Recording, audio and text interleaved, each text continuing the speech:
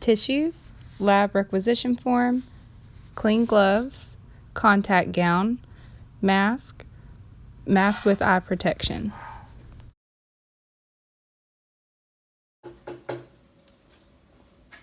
Hi, my name is Juliet. I'm going to be your nurse today.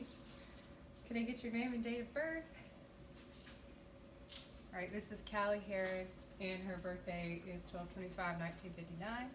And we're going to check the patient's allergy band. And what are your allergies, Miss Callie? And the patient answers latex, so we're going to make sure none of our equipment is latex. All right, Miss Callie, today I need a sputum culture from you. So what we're going to do is sit up nice and tall. I'm going to have you cough a few times and spit into a container for me, and we're going to take it to the lab. How does that sound? Good, okay. Now I have the patient's consent, so I'm going to go get my stuff. Okay, Miss Callie, I'm back. So I've already put on my gown, and I have the rest of my equipment here at the bedside. So I'm just going to raise Miss Callie up to a good working height. And I'm going to sit her up in a half hour's position.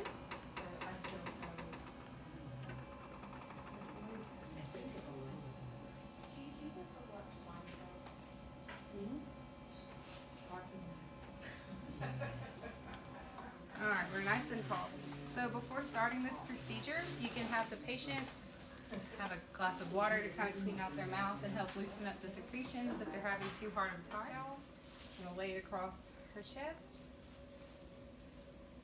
And I'm going to go ahead and don the rest of my gear. So I'm going to wash my hands. I'm going to apply clean gloves. This is a clean procedure.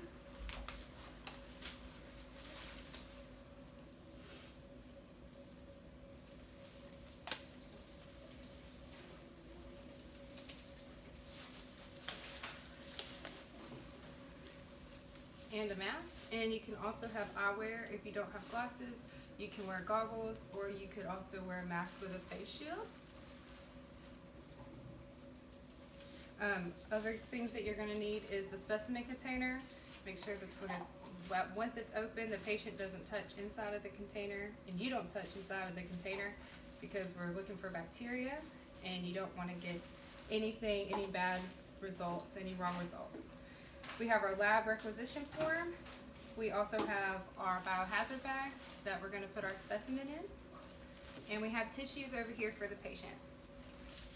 So I've looked in the physician order and verified that this is for Miss Callie Harris, born on December 25th, 1959.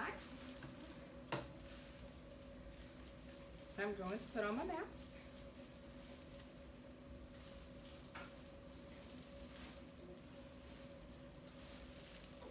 I'm going to open up the cup. All right, Miss Harris, so this is when I educate the patient. You're going to deep breathe, take 3 big breaths in for me, and on that third one, give me a big cough. All right. So she coughs and she spits into the container. We're careful not to touch inside of the specimen container. Put the lid back on.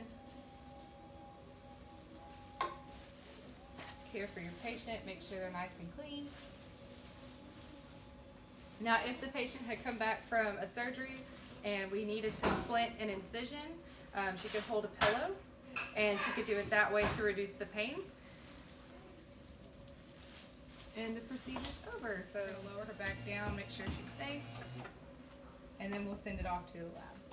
So we're sending it off to the lab. We're going to label it with everything that needs to be labeled. We're going to put it in the biohazard bag, attach the lab requisition form.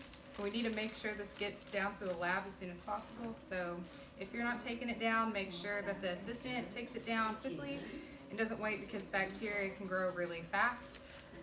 Then we would take off our gear and we would wash our hands and take this to the lab.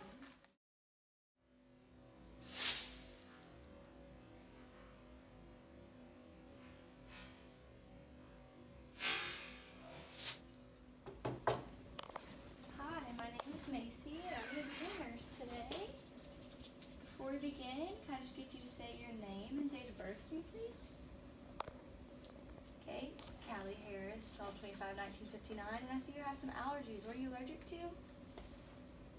Latex? Okay, well, none of our equipment is latex, so we'll just go ahead and double check. We won't be using any of that today, so there's no need to worry.